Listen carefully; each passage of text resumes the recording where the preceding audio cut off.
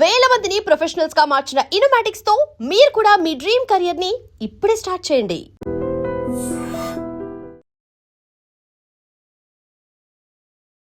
నమస్తే గురుగారు. వాగర్థావివ సంపృక్తౌ వాగర్థ ప్రతిపత్తయే జగతః పితరౌ వందే పార్వతీ పరమేశ్వరౌ. ఆదిత్యాయ చ సోమాయ మంగళాయ బుధాయ చ గురుశుక్రశనిభ్యశ్చ రాహవే కేతవే నమః. శృంగేరి జగద్గురు పీఠాధిపతులకి, కంచి పీఠాధిపతులకి నమస్కారములు తెలియజేసుకుంటూ కార్యక్రమాన్ని ప్రారంభిద్దాం. గురుగారు, చైత్ర అమావాస్య వస్తోంది, అంటే ఉగాది తర్వాత వచ్చే మాసంగా భావిస్తూ ఉంటాము. చాలా విశిష్టమైన మాసం అని చెప్తూ ఉంటారు గురుగారు. సో చైత్ర మాసం విశిష్టతతో పాటుగా ఈ అమావాస్య రోజు మనం ఏం చేయాలి, ముఖ్యంగా అమావాస్య గురించి ఈ వీడియోలో డిస్కస్ చేద్దాం గురుగారు. సో ఈ అమావాస్య ప్రత్యేకత ఏంటి, ఏం చేయాలి, ఏం చేయకూడదు లాంటి వివరాలు తెలియజేస్తారా? తప్పకుండానమ్మా. ఇప్పుడు వీక్షించేటువంటి మన ఐ డ్రీమ్ ప్రేక్షకులకి ఈ యొక్క వీడియో ఆశాంతం వీక్షించండి. ఎందుకనంటే ధర్మ నిర్ణయము అలాగే ధర్మ నివృత్తి అనేటువంటిది ఈ వీడియో ద్వారా మీకు తెలియచేయడం జరుగుతుంది. అంటే వీక్షించేటువంటి మన ప్రేక్షకులతో పాటమ్మా, మనకు మాసము అన్నప్పుడు అమావాస్య వెళ్ళిన రోజు నుంచి మళ్ళీ అమావాస్య వరకు ఉండేటువంటిది మాసంగా చేస్తాం. కానీ మనకు ఉత్తరాది ప్రాంతము బారహస్పత్యమానము కానీ సౌరమాన ప్రకారం కనుక చూసుకున్నట్లయితే వాళ్ళకి ఒక మాసము అన్నప్పుడు ఏంటంటే పౌర్ణమి నుంచి మళ్ళీ వచ్చే పౌర్ణమి వరకు ఒక నెల లెక్క. అందుకనే మనకు కాశీ లాంటి క్షేత్రాల్లో కనుక చూసినట్లయితే మనము అమావాస్యకి మాసం అంతమవుతే వాళ్ళకి పౌర్ణమితో మాసం అంతమవుతుంది. అందుకనే ఇక్కడ ఏంటి వాళ్ళ దృష్టిలో అంటే మనకు పరాశరుల వారు ఇచ్చినటువంటి దాని ప్రకారము వరాహమిహిరుల ప్రకారము కనుక చూసుకున్నట్లయితే ఈ యొక్క చైత్ర పౌర్ణమి నుంచి మన లెక్కలో చైత్ర పౌర్ణమి నుంచి వైశాఖ పౌర్ణమి వరకు, చైత్ర పౌర్ణమి వెళ్ళిన మరుసటి రోజు నుంచి వైశాఖ పౌర్ణమి వరకు వాళ్ళకి చైత్రమాసం కింద లెక్క అది. కాబట్టి ఈ యొక్క చైత్రమాసము మనకు అమావాస్య వస్తుంది, వాళ్ళకి కూడా చైత్రమాసంలో ఉండేటువంటి అమావాస్యనే మొదటి నెల వాళ్ళకి, అది ఇది మనకు మొదటి నెల ఆఖరు. కాబట్టి ఈ రోజున చాలా విశేషం ఏమిటి అని అంటే మనకు వైశాఖ పురాణంలో నారద మహర్షి అంబరీషుల యొక్క సంవాదంలో అనేకమైనటువంటి పురాణ గాథలు మానవులు చేయాల్సిన ధర్మముల గురించి చెబుతూ ఉన్నప్పుడు అందులో చాలా ఆకర్షించినటువంటిది ఏంటంటేనమ్మా, ఈనాడు మనం ప్రేక్షకులతో పాటు మనకు 5,000 నోట్లోకి పోతున్నాయంటే మన గొప్పతనం కాదమ్మా, పితృదేవతల యొక్క ఆశీర్వచనం. ఇట్లా బీటెక్ చదువుతారు, 5 లక్షల ప్యాకేజ్ పర్ మంత్ అని అంటే వాళ్ళ తెలివితేటలు ఉంటాయి, కానీ ఆ అవకాశం మన దాకా రావడం అనేటువంటిది పితృదేవతల ఆశీర్వచనంతో వస్తుంది. వీళ్ళతో పాటు చదువుకున్న వాళ్ళకి అందరికీ రాలేదే, మరి వీళ్ళకన్నా తెలివిగల వాళ్ళకి అంత ప్యాకేజ్ రావట్లేదే, మన పిల్లలకి ఎందుకు వస్తుంది? గమనిస్తే మన పితృదేవతలు చేసినటువంటి పుణ్యఫలము ప్రభావం వల్ల మనం ఆ ఫలితాన్ని ఎంజాయ్ చేస్తున్నాం. కాబట్టి చెప్పబడినటువంటి మానవ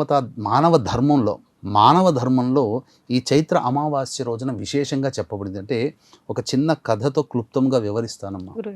అంటే ధర్మవర్ణుడు అనేటువంటి యొక్క మహాముని తన తపశ్శక్తి చేత ఊర్ధ్వలోకాలకి వెళ్ళిపోయాడు. అంటే అన్ని చూద్దామని. ఈనాడు మన అమెరికా, సింగపూర్, ఇండోనేషియా ఇలా అయితే చూడడానికి వెళ్తున్నామో, ఆనాడు ఆ లోకాలను చూడడానికి తపశ్శక్తి చేత ఆయన వెళ్ళినప్పుడు కుతూహలం కొద్దీ పితృలోకం ఎలా ఉంటుందని పితృలోకానికి వెళ్ళాడట. పితృలోకానికి వెళితే ఒకవైపున ఒక గడ్డి పొరక, ఆ గడ్డి పొరక పట్టుకొని కొంతమంది మనుష్యులు వేళ్లాడుతూ హాహాకారములు చేస్తూ బాధపడుతూ ఉంటుంటే ఒక ఎలుక ఆ గడ్డి పొరకను తింటూ కూర్చుందట. అంటే 3 వంతులు తిన్నది, 4వ వంతు మిగిలిపోయింది. అది గనక పోతే కింద మొత్తము అగాధంలో పడిపోతారు. వాళ్ళందరూ బాధపడుతూ వాళ్ళలో వాళ్ళు మాట్లాడుకుంటూ, మన కుటుంబంలో మన వంశంలో ఉన్నవాడు ధర్మవర్ణుడు అనేటువంటి వాడు పుట్టాడు, వాడన్నా ఉద్ధరిస్తాడు, వాడి కోసమే ఇది ఈ ఒక్క ముక్క మిగిలిపోయింది, వాడు ఆచరించకుండా ఉండి పెళ్లి చేసుకోకుండా సంతానాన్ని కనకుండా ఉన్నటువంటి కారణం చేత ఈ యొక్క ధర్మవర్ణుడు కూడా ఇట్లాగే ఉండిపోతే మనం అధోగతి పాలవలసిందే, మన వంశం అంతా నిర్వంశం అయిపోతుంది అని చెప్పి తలుచుకుంటుంటే నేనే ధర్మవర్ణుని చెప్తాడు. అప్పుడు చెప్పిన తర్వాత, నాయన నీకోసం ఎదురు చూస్తున్నాము, మా స్థితి చూసావు కదా, ఇలా ఇబ్బంది పడుతున్నాము, నీవు వేగిరంగా వెళ్ళి ఈ చైత్ర అమావాస్యకి చాలా విశేషమైన రోజు, పితృదేవతలు చెప్పారమ్మా ఈ మాట, ఈ చైత్ర అమావాస్య చాలా విశేషము, ఈ రోజున నీవు శ్రాద్ధ కార్యాది కార్యక్రమాలు చేయి నాయనా, మమ్మల్ని ఉద్ధరించు అనంటే వెళ్ళి చైత్ర అమావాస్య రోజున శ్రాద్ధాది కార్యక్రమాలు చేసి కారణం చేత పితృదేవతలు ఉద్ధరించబడ్డారు. ఆ తదనంతరం చక్కగా వివాహం చేసుకొని సంతానానికని గంధమాదన పర్వతం మళ్ళీ ఈ యొక్క సంబంధించినటువంటి తపోనిష్ట కోసం వెళ్ళిపోయాడు. అంటే ఇక్కడ మనకు గమనించాల్సింది ఏంటంటే ఈ చైత్ర అమావాస్య చాలా విశేషమైనటువంటిది. పితృదేవతల్ని ఉద్ధరించేటువంటి అమావాస్య. ఉన్న 12 మాసాలలో ఈ యొక్క చైత్ర అమావాస్య ఎందుకు విశేషం అంటే ఈ యొక్క అమావాస్య రోజున, అంటే దీనికి ఒక లింక్ కూడా ఉంది. రవి మేషమందు ఉండగా చైత్ర అమావాస్య గనక వచ్చినట్లయితే అది చాలా విశేషమైనటువంటి పవర్ఫుల్ అన్నట్టుగా చెప్పబడ్డారు. కాబట్టి మన అదృష్టం కొద్దీ ఈ 17వ తారీఖు అమావాస్య అయింది, శుక్రవారం అయింది, రేవతి నక్షత్రము మరియు అశ్విని నక్షత్రం కలిసి ఉన్నటువంటి రోజున. కాబట్టి మనకు చెప్పబడినటువంటిది ఏంటంటే నక్షత్ర సంధి ఉన్నటువంటి నక్షత్రాల్లో అత్యంత పవర్ఫుల్ అయినటువంటి నక్షత్ర సంధి గల నక్షత్రాలు రేవతి, అశ్విని. ఆ సంధి కాలం చాలా గొప్పదైనటువంటిది. కాబట్టి ఆ సమయంలో ఖచ్చితంగా ఎవరైతే ఈ అమావాస్య రోజున పురస్కరించుకొని శ్రాద్ధ కార్యక్రమాలు, అలాగే పితృదేవతలు నరకకూపంలో లేదా నరకయాతన అనుభవిస్తున్నటువంటి మోక్షాన్ని పొందినటువంటి వాళ్ళకి ఎవరైతే ఈ యొక్క మోక్షాన్ని కలిగిస్తాడో ఆ యొక్క పితృదేవతలు సంతసించి ఆ చేసిన వ్యక్తికి సకలమైనటువంటి అభీష్టాలు దేవతల కంటే చాలా వేగిరంగా నెరవేరుస్తారు. ఇది చెప్పబడి ఉంది. మరి ఇంతటి మహత్యమైన రోజుని ఎలా గురుగారు మనం అంతా సద్వినియోగం చేసుకోదలుచుకున్నప్పుడు ఇక్కడ ఏంటంటే మనం గమనించుకున్నట్లయితే ఈ రోజున ప్రతి కుటుంబంలో కూడా ఈ యొక్క పంచశాప ప్రభావాలు అనేటువంటివి ఉన్నాయి. అంటే స్త్రీ శాపము, గురు శాపము, దైవ శాపము, సర్పశాపము, అలాగే పితృశాపము. ఈ 5 శాప ప్రభావాల కారణం చేత ప్రతి కుటుంబంలో ప్రశాంతత లేని జీవితం గడపడం, సంతానాన్ని పొందకుండా ఉండడం, వివాహం కాకపోవడము, అన్నీ నోటిదాకా వచ్చి వెనక్కి వెళ్ళిపోతూ ఉండడము, మందులకి నయం కాని రోగాలతో బాధపడుతూ ఉండడము, అలాగే ఇంటర్ రిలీజియన్ సంబంధించినటువంటి కుటుంబంలో పెళ్ళిళ్ళు జరుగుతూ ఉండడము, అలాగే ఇట్లాంటి అనేక రకాల సమస్యలు. ఎంత కష్టపడ్డా ఆ కష్టానికి ప్రతిఫలం అనేటువంటిది దక్కకుండా ఉండి మనకన్నా పక్క వాళ్ళు అతి శీఘ్రంగా డెవలప్ అవుతుంటారు, మనం కాలేకపోతాం. ఒక అనాలోచిత నిర్ణయం తీసుకొని సంపాదించిన కోట్ల సొమ్ము, లక్షల సొమ్ము ఇచ్చేసేసి పూర్తిగా నష్టపోతుంటాం. అంటే ఎలా అంటే చాలామంది నేను జీవితాల్లో చూశానమ్మా, ఈ పంచశాప ప్రభావాలు ఉన్నప్పుడు ఎంత కష్టపడ్డా ఫలితం దక్కకుండా ఉంటుంది. ఇలాంటివన్నీ కూడా ఆ సంబంధించినటువంటి, అనగా వీళ్ళతో కొంతమంది వివాహం 1 సంవత్సరంలో అవుతుంది. వాళ్ళతో పాటు వివాహమైన కుటుంబాల్లో కొన్ని కుటుంబాలు చాలా అభివృద్ధిలోకి ఉంటాయి, కొన్ని కుటుంబాలు మాత్రం ఎక్కడ వేసిన గొంగడ అక్కడే. ఏ జన్మలో ఏ పాపం చేసామని నరకయాతన అనుభవిస్తున్నామని చెప్తూ ఉంటుంటారు కదా.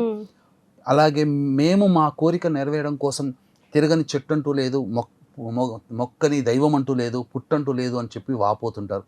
దేవుడు లేడు అనే స్థితికి చేరుకుంటారు.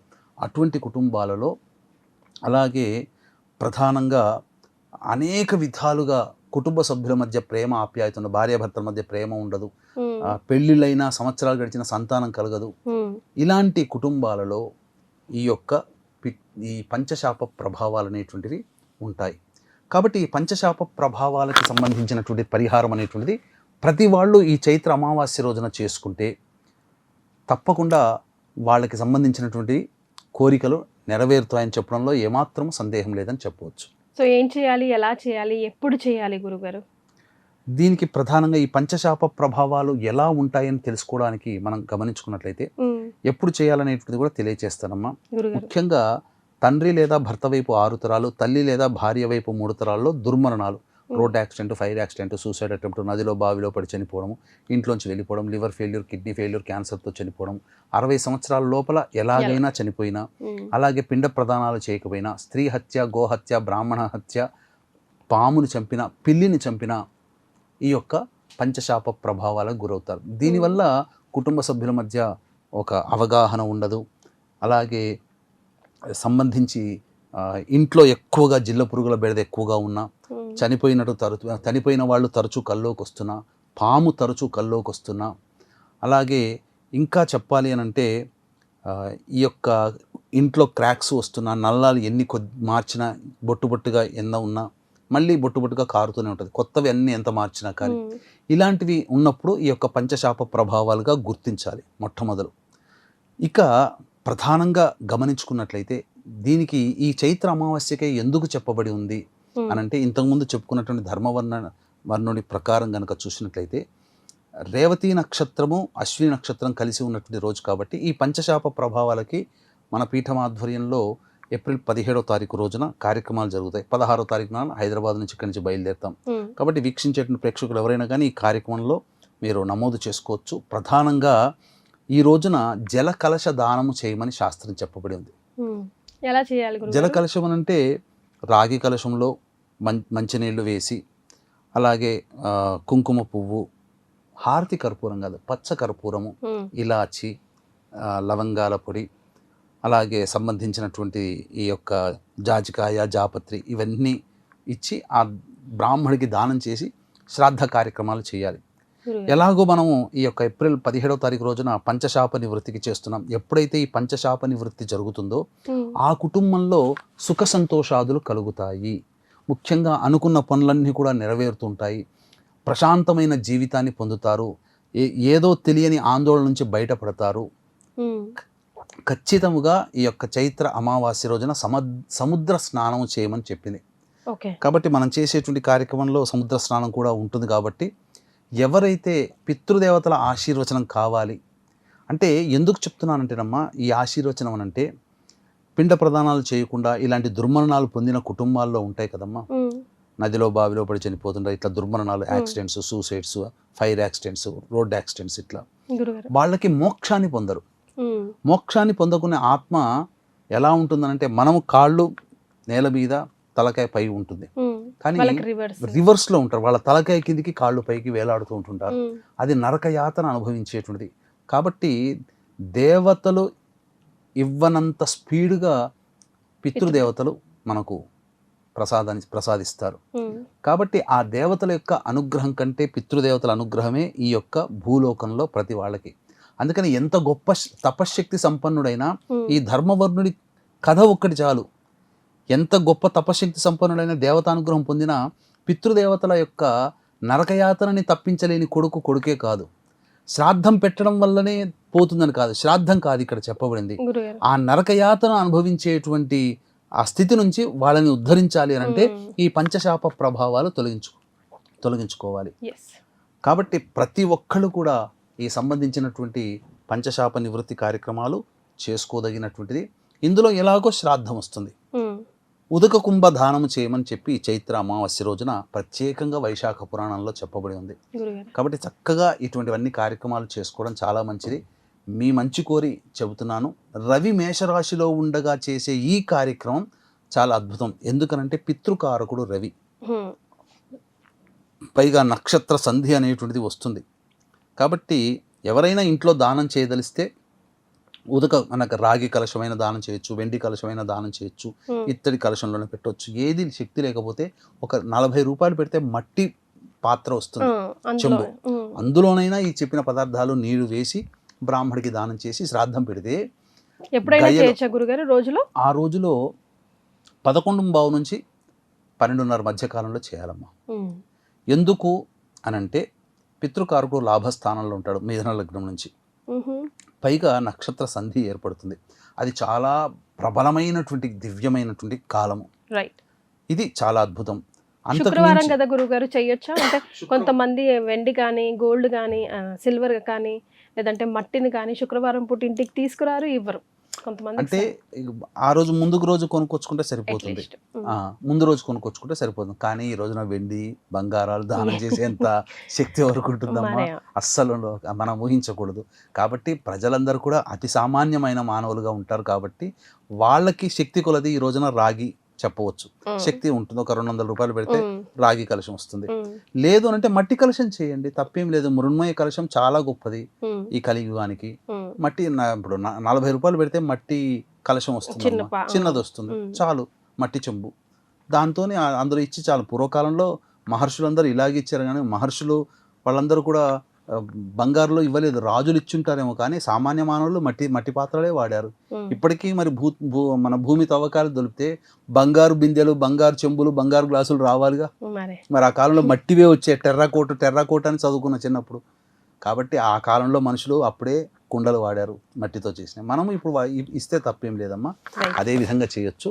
కానీ దీంతో పాటుగా ఈ యొక్క పంచశాప నివృత్తి కనుక జరిగితే చాలా అద్భుతంగా ఉంటుంది. మన పీఠం ఆధ్వర్యంలో ఈ పంచశాప నివృత్తి అనేటువంటిది సశాస్త్రీయంగా జరుగుతుంది. ఇటువంటి అవకాశం మళ్ళీ రాదమ్మా. రవి మేషమందుగా ఉండే అమావాస్య మళ్ళీ ఇంకొక సంవత్సరానికి వస్తుంది. కాబట్టి వీక్షించే ప్రేక్షకులు అందరూ దీన్ని వినియోగించుకోగలరు. ఎస్, సో ఈ వీడియో మీ దాకా వచ్చింది అని అంటే మీకేదో యూనివర్సల్ సిగ్నల్ ఇస్తుందనే అర్థం. సో కింద స్క్రోల్ అవుతున్న నంబర్కి కాల్ చేసి ఇమీడియట్గా స్లాట్ని బుక్ చేసుకోవడం ఉత్తమాతి ఉత్తమం. గురుగారు, శుక్రవారం కూడా వస్తుంది కాబట్టి చైత్ర అమావాస్య పరమ పవిత్రమైన రోజు అని చెప్పుకున్నాం కాబట్టి చేయకూడని పనులు ఏవైనా పర్టికులర్గా ఈ రోజు ఉన్నాయా?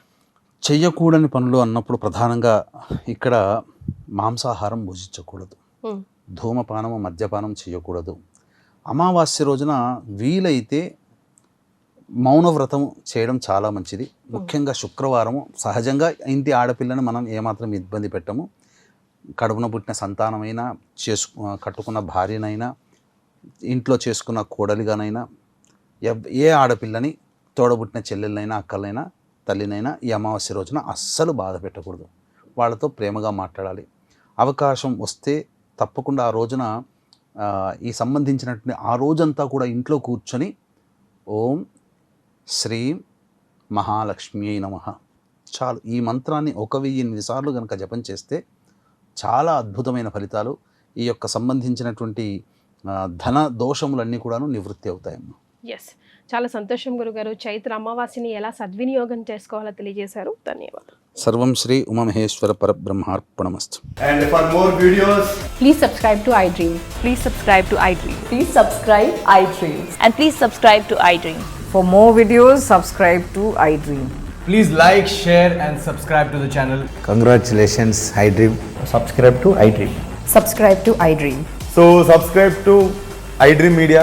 iDream ki iDream team andarki huge congratulations. Please subscribe iDream Media. Please subscribe to iDream. Subscribe iDream. Please subscribe to iDream.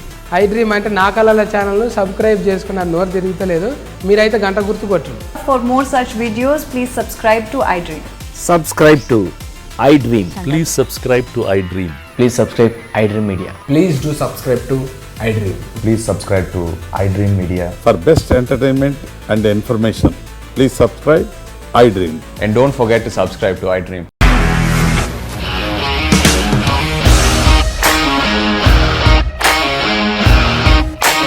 ఇండస్ట్రీలో కమిట్మెంట్ ఇష్యూస్ వస్తే నీకు కూడా వచ్చినట్టు మార్నింగ్ తీసుకెళ్ళాలంటే కొట్టి పడేస్తారు.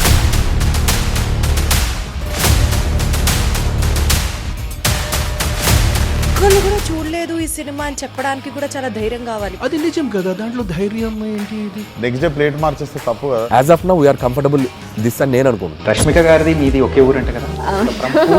నీకు కోపం వచ్చిందంటే బాగా తిట్టేత్తరా? తిట్టేద్దామండి. నిజంగా గేమ్ ని ఎలా చేంజ్ చేయగలిగారు? ఏపీఎస్ఎఫ్సి వాళ్ళకి 6 నెలల్లో నేను 6 లక్షలు కట్టా. బిజినెస్ చేయాలనుకుంటే it is as difficult as riding a tiger.